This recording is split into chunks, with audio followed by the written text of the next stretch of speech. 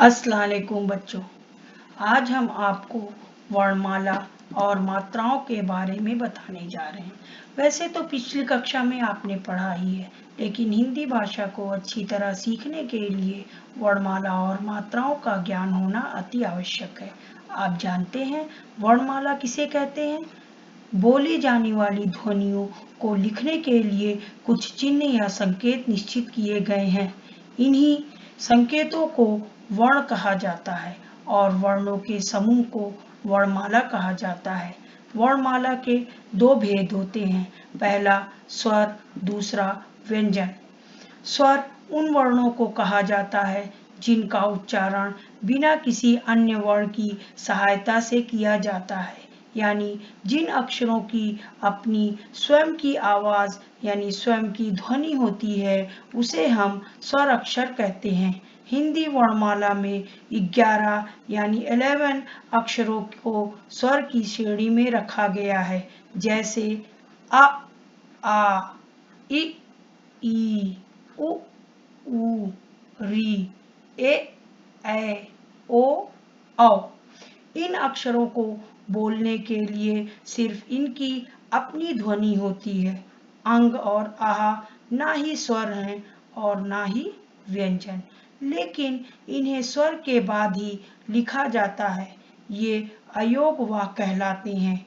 अंग को अनुस्वार और आहा को विसर्ग कहा जाता है। व्यंजन जिन वर्णों को बोलने में स्वर की सहायता लेनी पड़ती है उन्हें व्यंजन कहते हैं। व्यंजन की कुल संख्या 33 यानी 33 होती है, जैसे का, खा। बच्चों, आप देख रहे हैं इसमें का के साथ आ की आवाज आ रही है, इसी तरह खा के साथ भी आ की आवाज आ रही है, क्योंकि व्यंजन को बोलने के लिए स्वर की सहायता लेनी पड़ती है, जैसे का, खा, गा, घा, अंगा, चा, छा, जा, झा, इया, टा, ठा, डा, ढा, णा, ता, था, दा, धा, ना, पा, फा, बा, भा, मा, या, रा, ला, वा, शा, शा, सा, हा। व्यंजन का से हा तक ही होते हैं। बच्चों, क्या आप जानते हैं वर्णमाला में कुछ संयुक्त व्यंजन भी होते हैं, जैसे छा, त्रा, ज्ञा, श्रा। बच्चों, क्या आप जानते हैं दो व्यंजनों से मिलकर बने वर्ण को संयुक्त व्यंजन कहते हैं। इसको और अच्छी तरह से समझने के लिए हम वीडियो देखते हैं। वर्ण और वर्णमाला।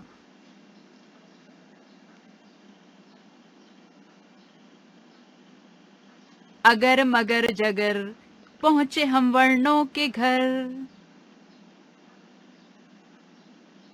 बच्चों, सुनी आपने ये आवाजें? हम दिन भर में कई तरह की ध्वनियां या आवाजें सुनते हैं। पक्षियों के बोलने की ध्वनियां, कुत्ते के भौंकने की ध्वनियां, वाहनों के चलने की ध्वनियां, मोबाइल की ध्वनियां, है ना? व्याकरण में ध्वनि का अर्थ वर्ण होता है। बच्चों, जब हम बोलते हैं तब हमारे मुंह से भी कई ध्वनियां निकलती हैं ना? हमारे मुख से निकली ध्वनियों से ही भाषा बनती है। देखिए, पिता शब्द में ध्वनियां हैं पी जमा ता।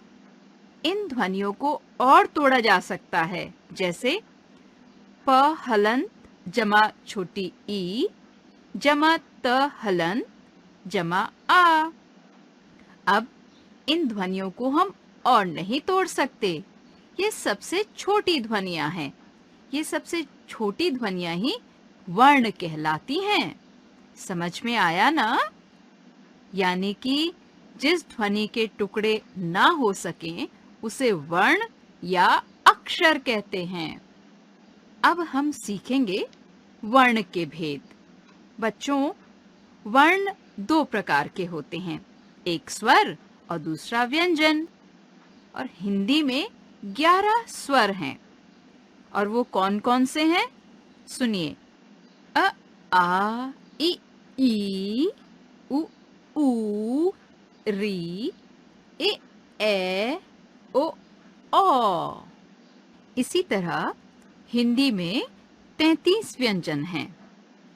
क, ख, ग, घ, ङ, च, छ, ज, झ, ञ, ट, ठ, ड, ढ, ण, त, थ, द, ध, न, प, फ, ब, भ, म, य, र, ल, व, श, श, स, ह।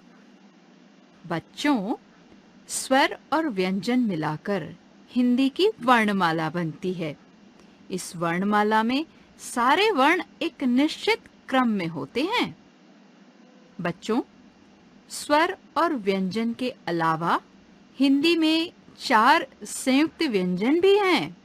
क्ष, त्र, ज्ञ, श्र। ये 2 व्यंजनों को जोड़कर बनते हैं, इसलिए इन्हें संयुक्त व्यंजन कहा जाता है।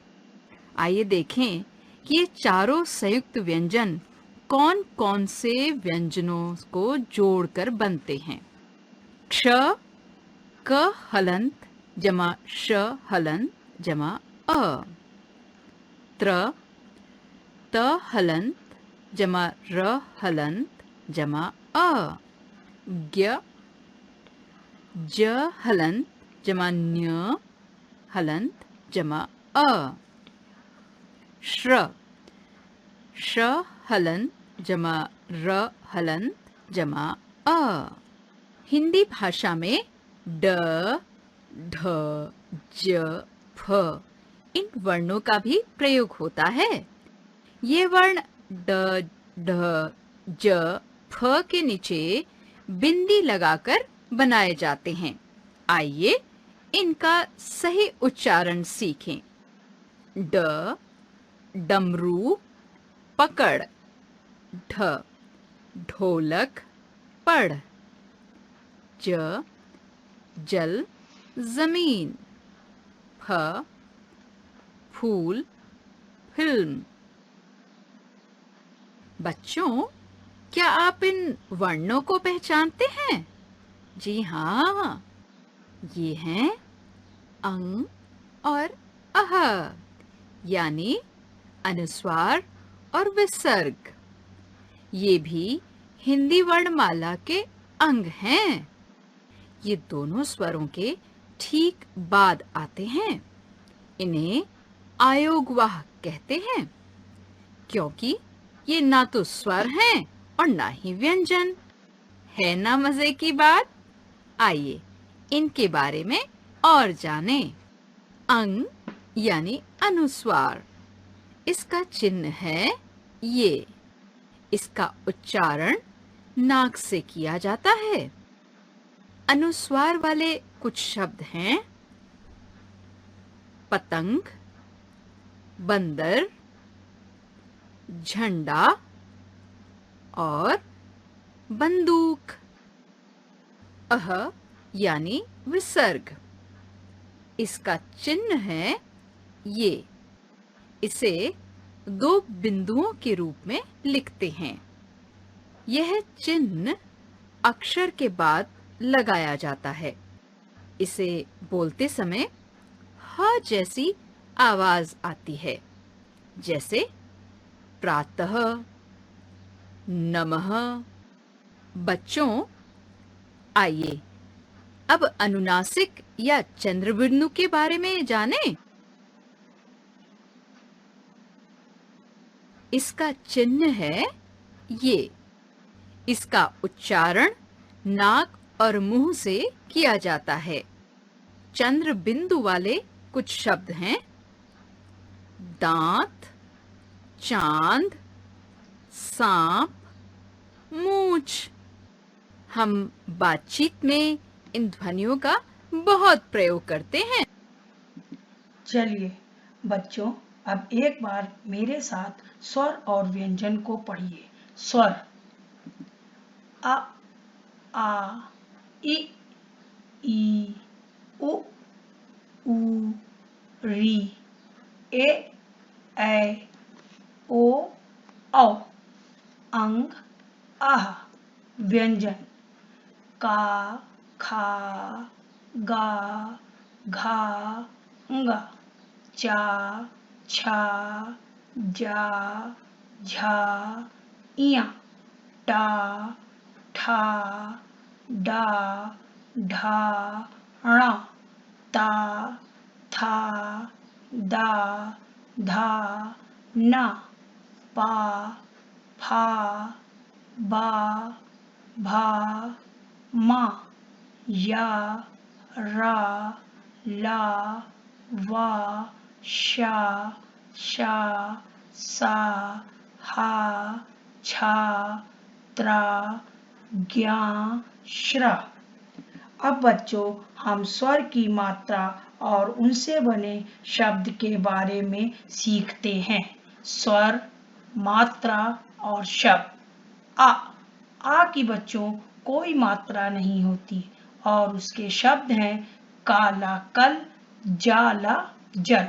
बच्चों, आप देख रहे हैं कल और जल में कोई भी मात्रा नहीं लगी है।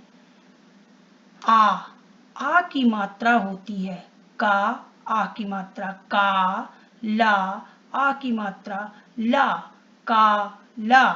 मा, आ की मात्रा मा, ला, आ की मात्रा ला, माला। ई की मात्रा का, ई की मात्रा की, ता, आ की मात्रा बा, किताब। हा, ई की मात्रा रा, ना, हिरन।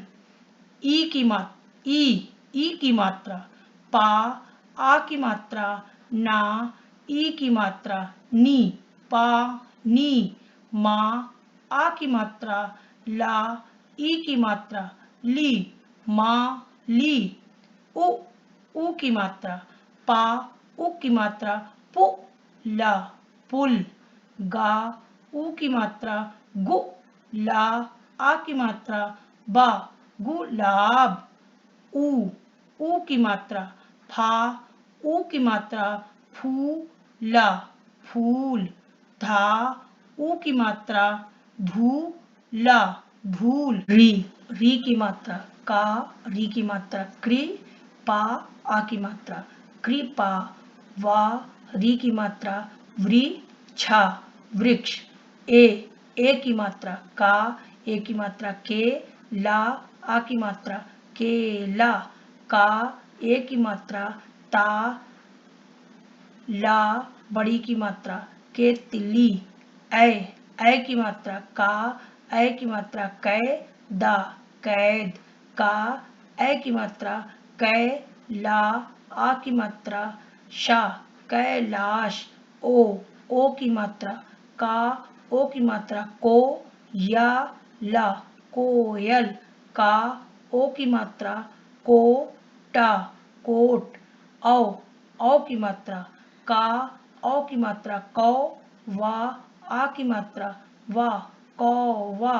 पा, औ की मात्रा पौ, धा, आ की मात्रा पौधा। अंग की मात्रा पा, अंग की मात्रा पंखा, पंख। हा, अंग की मात्रा सा, हंस। आहा की मात्रा पू, पा, उ की मात्रा पू, ना, आहा की मात्रा पुनः। प्रा, आ की मात्रा प्रा, ता, आह की मात्रा प्रातः। आशा है आपने वर्णमाला और मात्राओं को अच्छी तरह सीख लिया होगा। अपनी नोटबुक में अच्छी हैंडराइटिंग के साथ लिखिए, समझिए और याद करिए। अल्लाह हाफिज बच्चों।